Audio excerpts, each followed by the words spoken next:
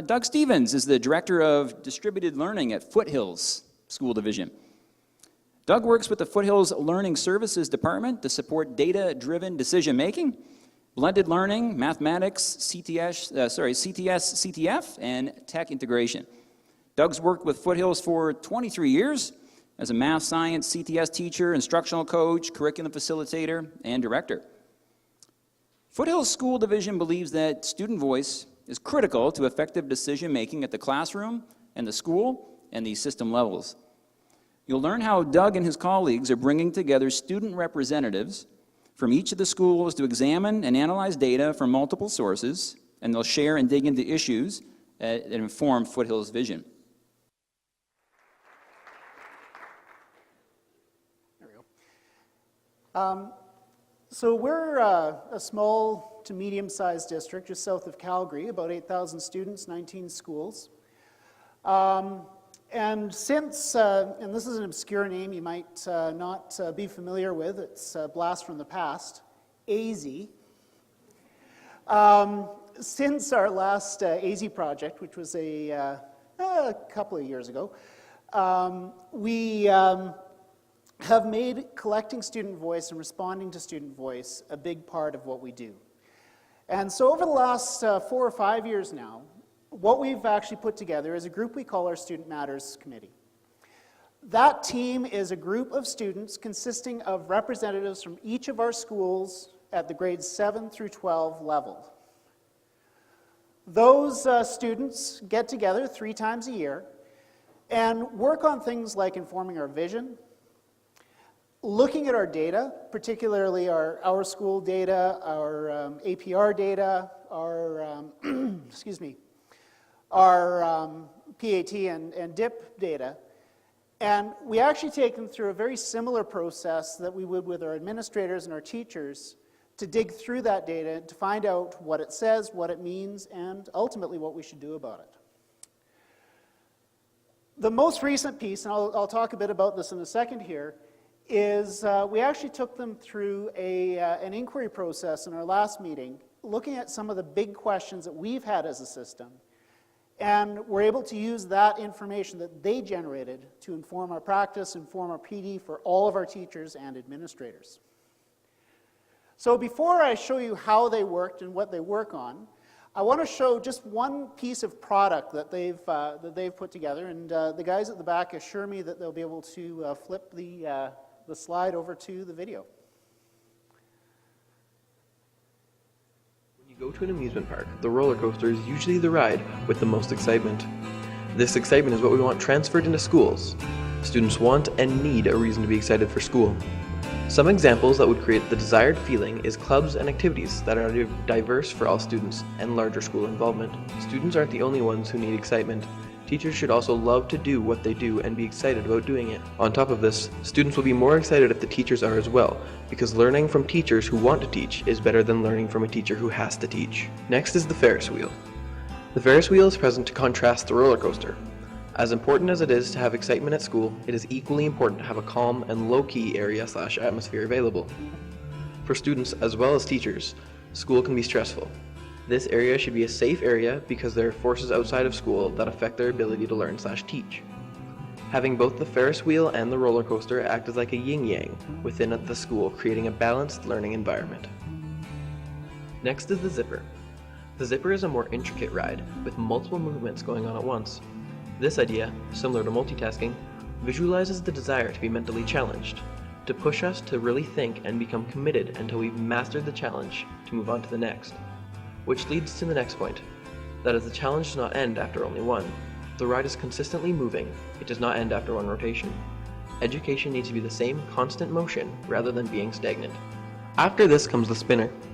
It is quite similar to the zipper, as it also carries the idea of having a constant motion of opportunities. However, rather than challenge, this focuses on risks. The spinner is known for being a scary ride. However, it is a controlled and safe ride, which is what the ideal school would be. Having a safe place to take risks and be able to learn from them is an incredibly important aspect of growing up. Now we're going to move to the food court. The food court is present to represent a place of gathering where people of all walks of life can come together and share stories and ideas.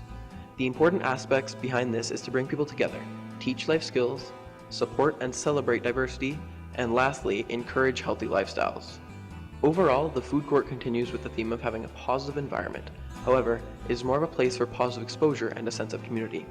Finally, we are going to talk about the fence and the burning McDonald's. The fence shows the divide of what we want in school compared to what we want out of our school.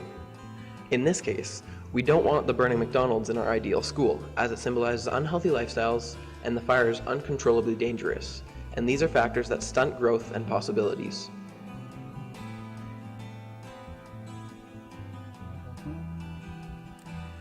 So that video, really the only place where adult voice occurs in that entire video is the Foothills logo that you see at the end and the subtitles that I put up. Everything else was a response from that group of students in terms of what would you see as your ideal school.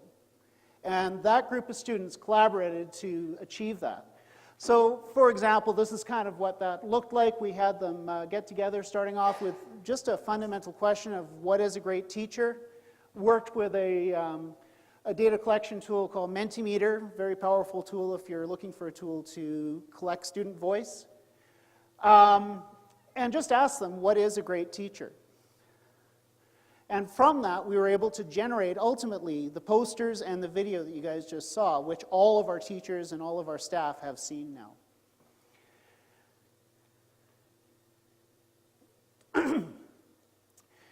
Okay, this didn't show up as super bright with the green on white here. But the second piece that we do with our students is we actually take them through, as I mentioned, looking through our system level data to make sense of it and to make recommendations. So you can see here, they've gone through, this is just one table out of our group, looking at what they're seeing. So they're seeing that females suffer more depression and anxiety. They then say, so what? So females are struggling with mental health, that academic relevance is less frequently understood in elementary, etc. And then they make some suggestions in terms of what we should do about it. All of that is then collated into the presentations we do with our administrators, into the presentations we do with our teachers, and that guides the discussion moving forward. We've also taken them through some very good questions in terms of the things we struggle with. And since everybody here is part of Learning Bar, everybody is familiar with the concept of intellectual engagement. Well, this was one of the questions that we wanted to get in terms of intellectual engagement from our students. We wanted to know, from their point of view, what would get them so engaged that they would do things even if marks weren't a part of it. And they came up with some great pieces which then guided our system learning day, where we have all of our teachers come together into one location and work on designing and assessment. And so you can see this is one of the slides we put together for them. Here's what the kids said. So reaffirm importance in daily life, prepare us for self-motivation, make classes challenging, individualize learning, provide student choices. We also asked them to inquire around the question of how do we create a culture of attendance? Because that has been one of our goals, is to improve our attendance, because kids obviously learn better when they're there. And so again, this is what the students said about that. Teachers should take the kids not achieving and sit down and get to know them and motivate them. Teachers should help the kids that don't understand. Make time in the day where students and teachers could actually get to know one another. Again, very powerful and very informative as we're moving forward with our vision. I don't want to drag too far, because I know that my colleague here has 15 minutes as well.